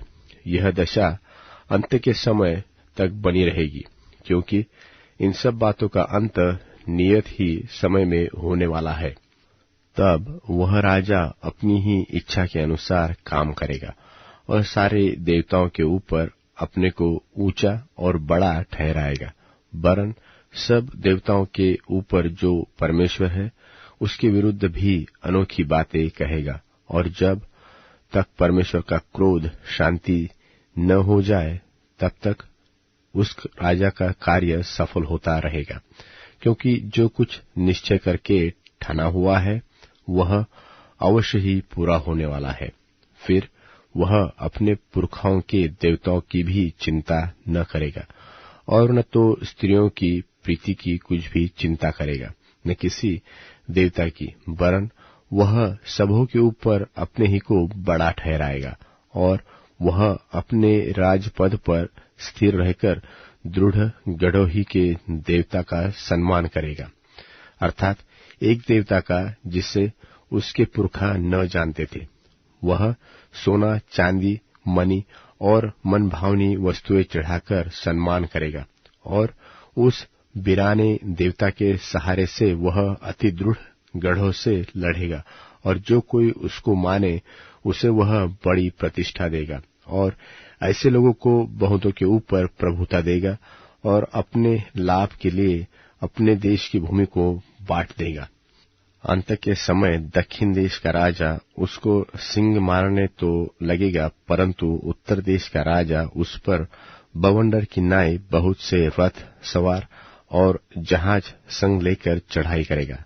इस रीति वह बहुत से देशों में फैल जाएगा और यो निकल जाएगा, वरन वह शिरोमणि देश में भी आएगा और बहुत से देश तो उजड़ जाएंगे, परंतु एदोमी मोआबी और मुख्य मुख्य अम्मोनी इन जातियों के देश भी उसके हाथ से बच जाएंगे। वह कई देशों पर हाथ बढ़ाएगा और मिस्र देश न बचेगा, वरन वह मिस्र के सोने चांदी के खजानों और सब मनभावनी वस्तुओं का स्वामी हो जाएगा और लोबी और कुशी लोग भी उसके पीछे हो लेंगे। उसी समय वह पूरब और उत्तर दिशाओं के से समाचार सुनकर घबराएगा। तब बड़े क्रोध में आकर बहुतों को सत्यानाश करने के लिए निकलेगा और वह दोनों समुद्र के बीच पवित्र शिरोमणि पर्वत के पास अपना राजकीय तंबू खड़ा कराएगा। इतना करने पर भी उसका अंत आ जाएगा और उसका सहायक कोई न रहेगा। दानियल भविष्यवक्ता की पुस्तक अध्याय 12। दानियल भविष्यवक्ता की पुस्तक अध्याय 12। उसी समय मिकाएल नाम बड़ा प्रधान, जो तेरे जात भाइयों का पक्ष करने को खड़ा हुआ करता है, वह खड़ा होगा। और तब ऐसे संकट का समय होगा जैसा किसी जाति के उत्पन्न होने के समय से लेकर अब तक कभी न हुआ होगा, परंतु उस समय तेरे लोगों में से जितनों के नाम परमेश्वर की पुस्तक में लिखे हुए हैं वह बच निकलेंगे। और भूमि के नीचे जो सोए रहेंगे उनमें से बहुत से लोग, कितने तो सदा के जीवन के लिए और कितने अपनी नामधराई और सदा तक अनंत घिनौने ठहरने के लिए जाग उठेंगे। तब सिखाने वालों की चमक आकाशमंडल की सी होगी, और जो बहुतों को धर्मी बनाते हैं वे सदा सर्वदा तारों की नाई प्रकाशमान रहेंगे। और हे दानियल, तू इन वचनों को अंत समय तक बंद कर रख और इस पुस्तक पर मुहर दे रख। बहुत लोग पूछ-पाछ और ढूंढ-धाड़ तो करे थे, और इससे ज्ञान भी बढ़ जाएगा। यह सब सुन मुझ दानियल ने दृष्टि करके क्या देखा कि और दो पुरुष खड़े हैं, एक तो नदी के इस तीर पर और दूसरा नदी के उस तीर पर है। तब जो पुरुष सन का वस्त्र पहने हुए नदी के जल के ऊपर था, उससे उन पुरुषों में से एक ने पूछा कि इन आश्चर्य कर्मों का अंत कब तक होगा। तब जो पुरुष सन का वस्त्र पहने हुए नदी के जल के ऊपर था, उसने मेरे सुनते दाहिना और बायां दोनों हाथ स्वर्ग की ओर उठाकर सदा जीवित रहने वाले की यह शपथ खाई कि यह दशा 3.5 ही काल तक रहेगी, और जब पवित्र प्रजा की शक्ति तोड़ते तोड़ते टूट जाएगी, तब ये सब बातें पूरी होगी। यह बात मैं सुनता तो था, परंतु कुछ न समझा। तब मैंने कहा, हे मेरे प्रभु, इन बातों का अंतफल क्या होगा?